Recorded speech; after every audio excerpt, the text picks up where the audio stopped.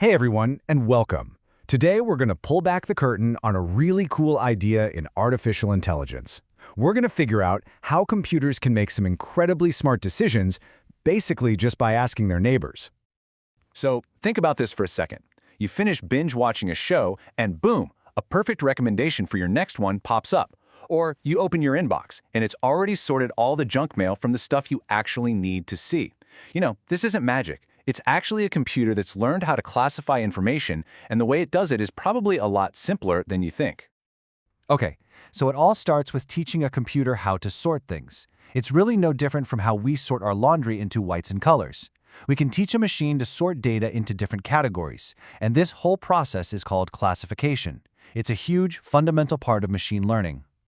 Now, the way we do this is with something called supervised learning. And honestly, the best way to think about it is like teaching a toddler to identify animals, right? You don't give them a giant rule book. You just show them pictures with labels. You point and say, this is a dog, that's a cat.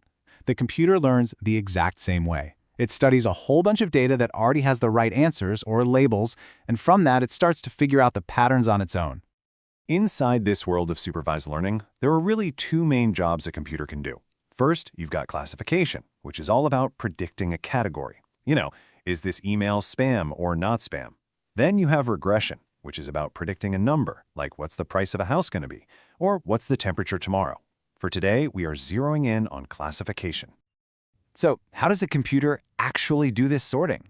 Well, we're going to dig into this brilliantly simple algorithm to find out. I like to call it the neighborhood vote method. Its official name, though, is k-nearest neighbors, or just KNN for short.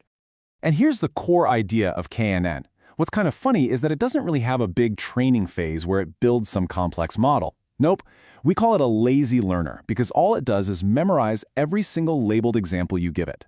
Then, when some new, unknown piece of data shows up, it just looks at the k most similar examples, its closest neighbors, and takes a vote to decide what to call the new guy. All right, let's make this super clear with an example. Check this out. We've got two movies we already know about. Movie A has a ton of action scenes, so we've labeled it action. Movie B has a bunch of comedy scenes, so it's labeled comedy.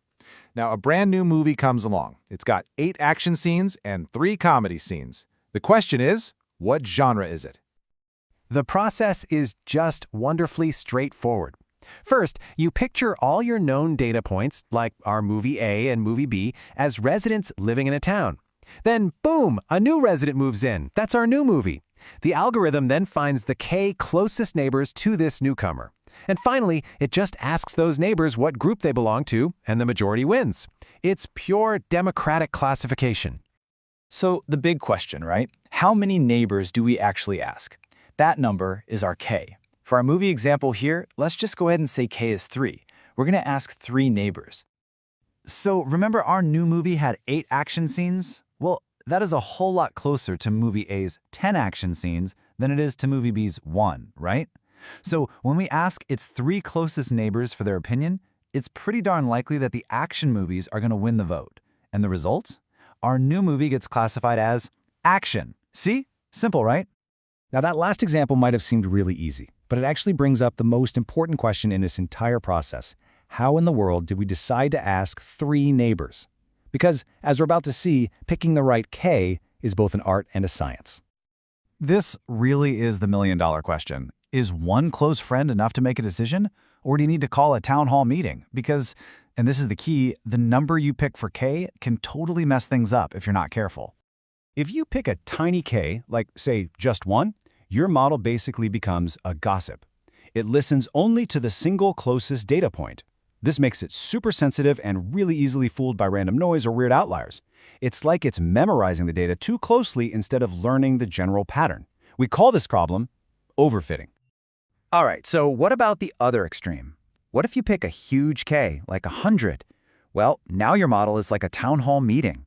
It asks so many neighbors that it completely loses all the local subtle details. The prediction becomes way too general and too simple, and it fails to capture the real patterns in the data. This is the opposite problem, and we call it underfitting. And of course, to find the closest neighbors, we need a way to measure distance. The most common way is called Euclidean distance, which is really just the straight line distance, as the crow flies. But sometimes we use something called Manhattan distance, which is more like how a taxi would have to drive in a city, only moving along the grid. The right one to use really just depends on the kind of problem you're trying to solve. Okay, so we've seen how our neighborhood detective works and why picking the right K is so important. Now let's just step back for a second and look at the bigger picture. Where does this simple but powerful algorithm really shine? And what are its weaknesses? This is where you see KNN pop up all over the place in the real world. That movie recommendation, it's finding users, it's neighbors who have tastes similar to yours. Spam detection, it works by seeing if a new email looks more like your known spam neighbors or your known good email neighbors. It's used everywhere, from identifying things in pictures to grouping customers based on how they shop.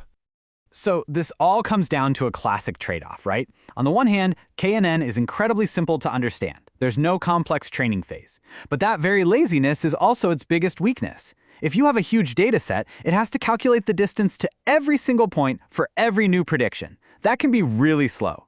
It also doesn't do great when you have tons and tons of features, and it can be easily thrown off by a few weird outliers.